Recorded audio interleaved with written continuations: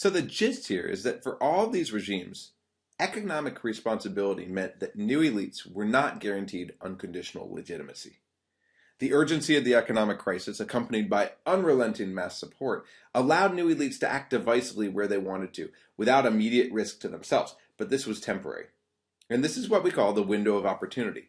The period during which new reformers, especially in Central Asia and Kyrgyzstan and Kazakhstan, could act without bearing the repercussions for their actions. And as I mentioned a few minutes ago, this works because of the way we rational human beings think.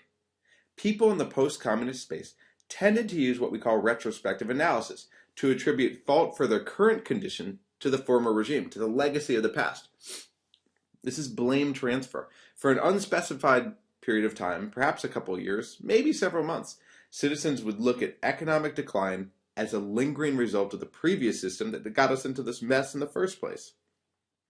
This adds to the legitimacy of the reform programs, because those are attempts by new elites to deal with a problem that was already there in the first place. And remember, this even works in Central Asia, where the new elites are really the same as the old elites. In other words, the old Communist Party heads are now the heads of the new state. But it works because they can say, hey, it wasn't communism that we had, and it wasn't the Communist Party that we had that messed things up. It was the Russians that messed things up. It's a little more difficult in Kazakhstan. And actually in Kyrgyzstan, it's also a little more difficult than in other parts of Central Asia. But this tended to be sort of the line. It was the Soviets. It was controlled by the Soviets, and that's what messed things up, not communism per se. So they could distance themselves from that perspective. So all this is where we come to what we call the transition gap. That gap between the comforts of the former system and the promises of the new one. And remember, there were lots of comforts of the old system. The cradle-to-grave social services in particular. You always had somewhere to go. So all this goes back to the two stages of economic reform. First, living standards deteriorate below their past level. So socialism would have been better for people than capitalism during this little period. But capitalism is sold as better for people in the long run. And during this phase, people fall into an unknown amount of economic deterioration that has to be experienced before the rewards of the new system can be enjoyed. So it's really a black hole for the people who are living in society at this point. They know that they have to go through some sort of nastiness, but they don't know how much. But then at the end of the day, which hopefully should be relatively soon, they're going to find prosperity relative to what even they had before. And the second part here is that once citizens have been living in this black hole for a certain period of time, they begin to replace those general values that we talked about a few minutes ago with their own personal situations. Again, pocketbook considerations come back to the fore. When they no longer see a way out, where you have a giant gap between what society expects and was promised under the new regime and what it actually receives, and there's dwindling hope for the future, then citizens are likely to look for an alternative. Another way to think about this is a tunnel metaphor. So the economic crisis is a car crash in a 2-lane, one-way tunnel. I should have put up a picture of a tunnel here. The police, or the new elites, arrive on the scene and they clear one of the lanes, which allows for movement on, let's say, the left side. And everyone's relieved at first. And the right side patiently waits its turn. They say, hey, look, things are getting better. The attitude here is that the faster the left side goes, the sooner traffic will abate, and the right side will also get its chance to move along. The right side's no fun. People are getting hungry. It's getting hot. They've got whiny little kids. It's getting stuffier because they're in a tunnel. There's exhaust. But they're optimistic. They're optimistic for a while because they're watching some people speed along. And so they're actually quite happy that some people are doing better while they do worse because they think, hey, this is our fate too. We just have to wait our turn. But when expectations remain unfilled over a long period of time, society's frustration and disappointment increases, and the legitimacy of the new order quickly fades away. And again, how long this is really depends. It depends on reference points, so it could well be longer in a place like Uzbekistan or Turkmenistan when the reference point is looking to the horrible insecurity that they have in the south. And it could be much shorter in places like Central Europe, which we're looking at Western Europe and saying, hey, why aren't we living like that yet every day? So in summary here, the experienced deterioration by a given population during this process of socio-political and economic transformation can, for at least a period of time, unknown period, but usually months or a couple years, can be blamed on the legacy of the old regime. But after this period of time, the population begins to reassess all the factors involved in the overall transformation that continues to hurt their economic situation. And as it does this, it transfers blame to the new elites, which has led this transformation. And the legitimacy of the new order is withdrawn. So I've discussed how society's mood gradually sobers throughout the transition period. Now it would probably be useful to look at 3 concrete results of the transformation on social attitude. And these include a conflict between the haves versus the have-nots, a restructuring of the value system, and an increased feeling of hopelessness. All these are related to relative deprivation, the difference between people's expectations and reality. In short, the haves are defined as that group that benefits from the reform process, while the have-nots are those who either experience a deterioration in their standard of living or whose expectations simply haven't been met. There's no sign of them being satisfied. What all this suggests is that people evaluate their situations not only across time, but also across space. We compare experiences on a personal level, but also on an interactive, person-to-person level. How am I doing? And how does that compare to 1 or 2 years ago? But also, how are they doing? Are they doing better or worse than before? Are they doing better than me? Are they doing worse than me? The dilemma of the haves versus the have-nots in a newly democratic society poses major problems for the new leadership.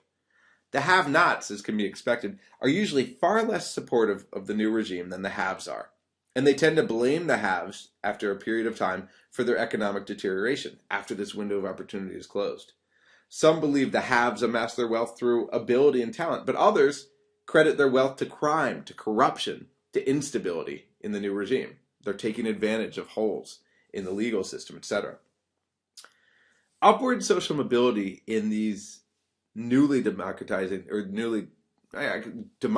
states is often viewed as a zero-sum game. Profits for some seem to come at the expense of impoverishment for others. Because the new elites are expected to cure the woes of the former privilege-based economy, new elites are often directly drawn into the haves versus the have-nots controversy. This is important to remember because the Soviet Union was a privilege-based economy. Remember, the people at the top, especially under Brezhnev, were getting the cuts. There were those red curtains where you could go get the luxury items if you were part of the nomenclatura, the state elite. So this was a privilege-based economy. Now it's only magnified. So this can emerge into a dilemma between capitalism and democracy very easily. Because if democracy means all citizens are on an uneven footing, well, democracy is supposed to mean they're on an even footing, right? But they actually see that they're on an uneven footing, given everything that's going on around them. So how can new elites justify the degradation of some social groups if this is democracy? That's the key question here. Democracy means equality, but we're not getting equality. So perhaps more important than this is a restructuring of society's value system, where personal interests reemerge from the collective blanket, something I talked about a couple minutes ago. Personal interests which were subdued to collective values, to the solidarity during the initial power transition, begin to reemerge after this window of opportunity closes.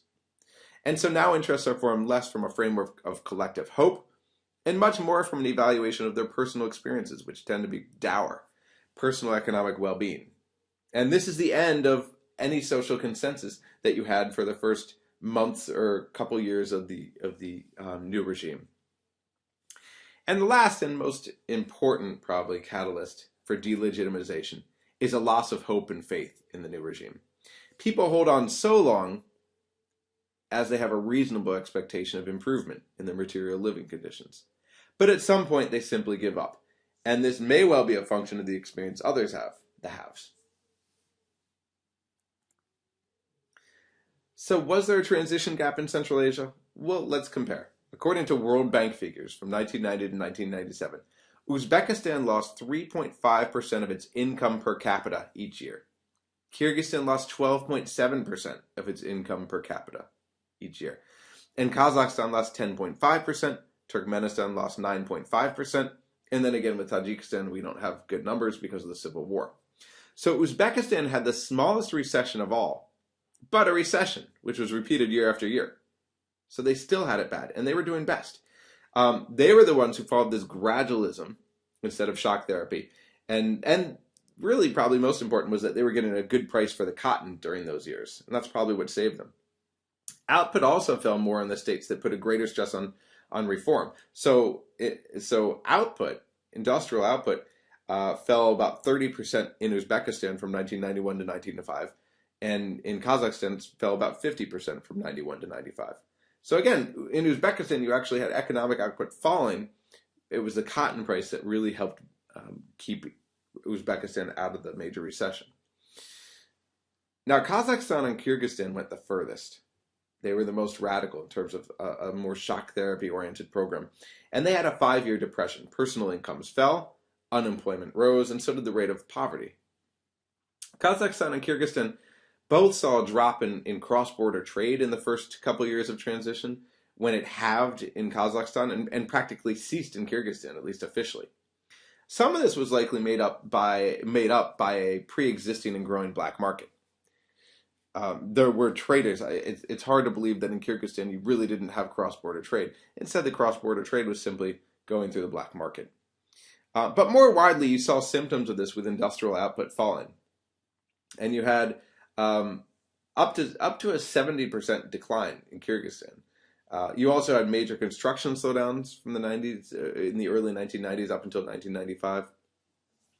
So in fact, Uzbekistan's and probably Turkmenistan's initial fall may have been softened by its lack of reforms, which have had a long-term negative ramification for both of them, but also by their energy self-sufficiency and their production structure, low industry compared with Kazakhstan. So the more industrialized Kazakhstan suffered more. And again, one of the ways that the Uzbek government made up for the shortfalls was through good cotton prices. Turkmenistan also through decent gas prices, although that was still sort of the control of gas prices was also by Russia because of the transportation routes. So in all these places, privatizations in these last two countries, I should say, privatization has been very slow compared to the first two. So let's talk about haves versus have-nots in the process of privatization. And privatization is critical when you talk about the post-communist world because everything was state-controlled. If you want to move to a market economy, everything needs to be put into private hands. But this is very difficult. The whole idea of privatization is to move things from the state into the private sphere. But how do you actually go about doing this? What's fair? And we'll look at Kazakhstan as a case to make the abstract a bit more tangible here. But there are various forms of privatization. For instance, employees can be given a share of the state company. They can all be given, I don't know, if there are 100 employees, each one gets 1%. Or all the citizens may be given coupons to trade for shares in whatever privatizing public company they like, even if they don't work for that particular company. And so it works more on a market basis. Or companies might be sold to the highest bidder. So at the very get-go, you've got a controversy. Who should be allowed to take part? Citizens of foreign states? Can they bid on these companies? Anyone with citizenship in the new state? Just the titular nationalities? So ethnic Kazakhs, for example? Ethnic Uzbeks, but not the Russians? Frequently, the laws about privatization were very ambiguous, and this meant that much was left to interpretation, primarily by the presidential apparatus in each one of these states.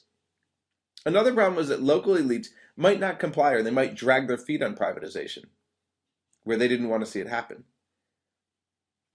4, citizens often had no idea how to go about doing this. They lacked nationwide information networks at first. So people didn't know that they were part of a privatization process, and they missed out on it.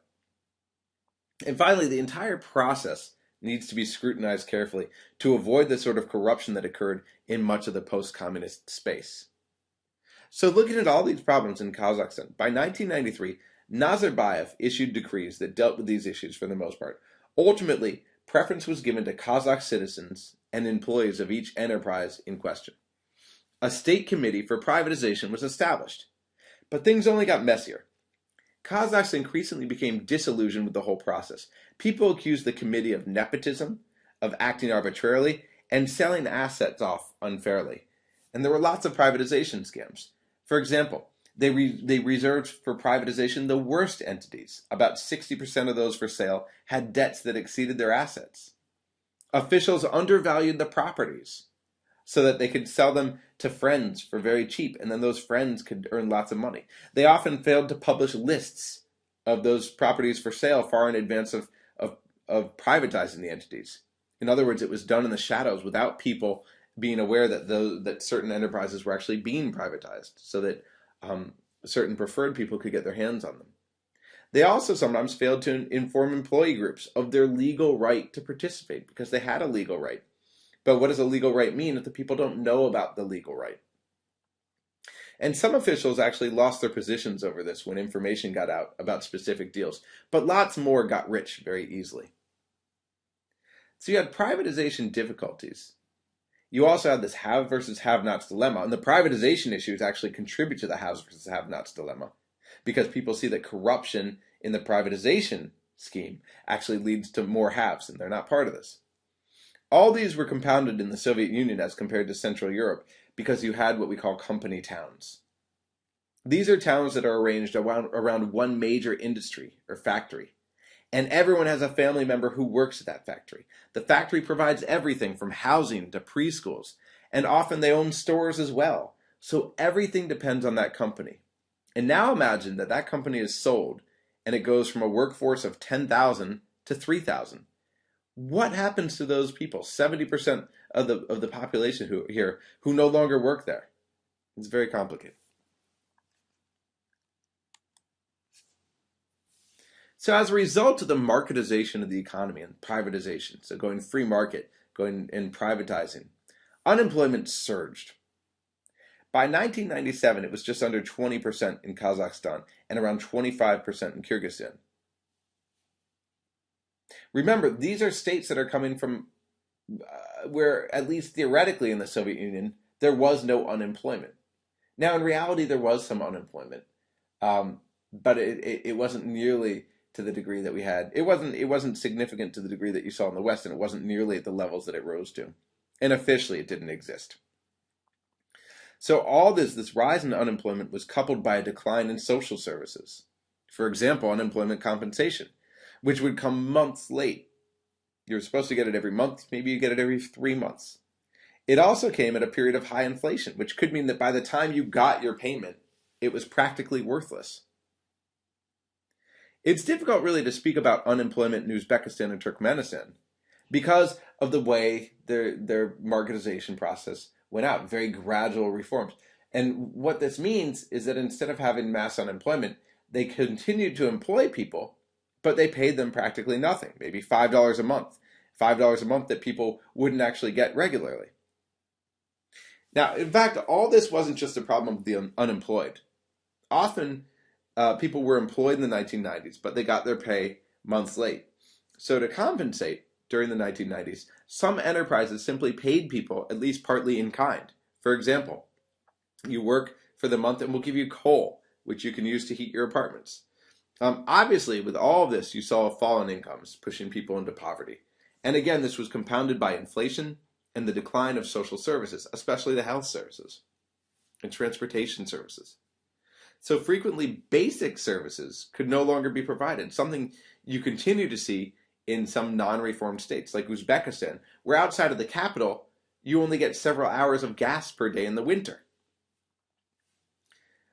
It's important to note here that you see regionally skewed effects of the transition within each country. In other words, within Uzbekistan, within Kyrgyzstan, there are going to be differences based on where you live in these countries. So while half of the Kyrgyz